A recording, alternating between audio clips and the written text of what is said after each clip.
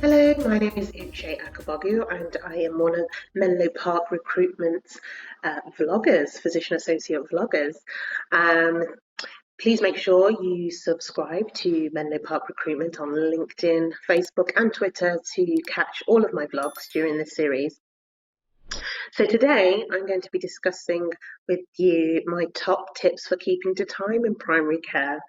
Depending on where you work and your contract arrangements, you could have between set 10 to 20 minutes per patient.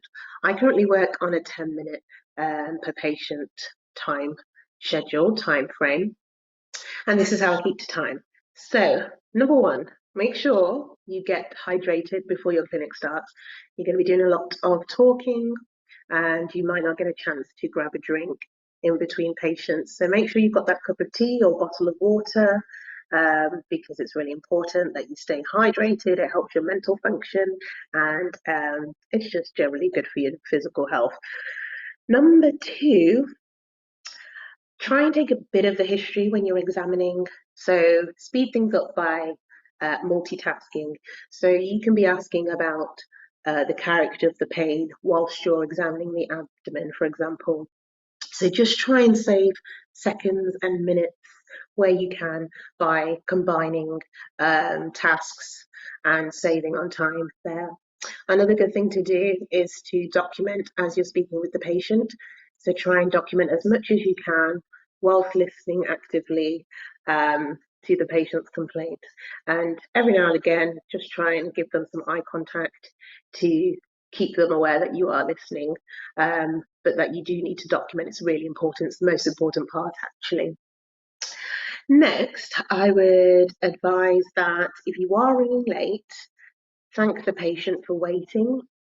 It's my philosophy not to apologize for the wait because the wait might have been because you are seeing a really sick patient and it just took a bit longer, or a patient wasn't able to communicate effectively because they don't speak English or they aren't able to speak and need some support with communication. So you might be running late because of those reasons. So just thank your patient for waiting, advise them that you've had a busy clinic and that you're now ready to see them and focus your attention on them. Next, I would say we all have those patients who come in with big lists of problems and they don't always um, alert you to the big list of things they're thinking about, talking to you about at the beginning.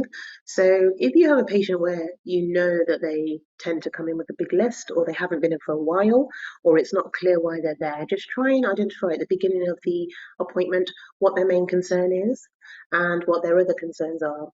Then from that list, you will need to decipher which one is the most urgent for today, and then see if you can fit any other of their complaints into the appointment. If not, it's perfectly fine to advise them that they will need to rebook an appointment at a time when they're available, or that you will rearrange an appointment for them, which could be face to face or telephone, depending on the complaint. But that it's simply not possible to um, do a workup of each problem in sufficient detail to make it a safe assessment all in one appointment, especially if you're only on 10 minutes. Another thing it's really important to do is to take your break. Try and keep to your time, try and take your breaks. Breaks will help your mental function and that will speed up your clinics later on. So I found that when I wasn't taking a break, I would run straight through from the morning clinic to the afternoon clinic, and my decision making would slow down because I was so fatigued, worn out. I'd made so many decisions already that day, and I hadn't taken a proper break or hydrated myself or eaten anything. So taking your break is really important and really does actually help you keep to time. If you find that you're persistently struggling to complete your assessment consultation in the time allocated, have a chat with your supervisors, your GP supervisors, or your practice manager. See if there are any adjustments they can make to your schedule. See if they can give you an extra 2 minutes for each slot. Um, these things all help. An extra 2 minutes might be the difference between keeping on time and treating your patients effectively. So, for example, going from 10-minute to 12-minute appointments.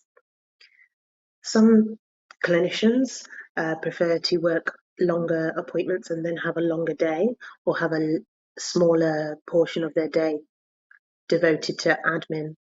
But I would say make sure you do get a good admin slot. It's really important to make sure you've requested those investigations, reviewed investigations that you've requested, and made the appropriate referrals, and that you're not sort of skimping out on those things to try and keep to time when you're seeing patients in your consultation room. Big issue for physician associates is the issue of lack of prescribing rights. There are several ways around this. Having a good system in place will help you keep to time. I request my prescriptions electronically, and they're sent to the duty doctor, who approves the request. I find that this works really well. The requests are generally sent immediately, which means the patient can attend their pharmacy straight away. I recommend requesting this system rather than the door knock system. It just works so much better, it's so much more efficient, and it can just help with the burden of having to work around the lack of prescribing rights. Until we gain access to prescribing, it's really important to make sure you've got a good system in place. So those are my top tips for keeping to time in primary care. I'm sure there's lots of other ways to try and make your consultations more efficient. If you have any ideas, it'd be good to hear those and share those with Menlo Park recruitment bloggers. I'm sure that would really help the physician associate community. Take care, and I'll see you in the next vlog.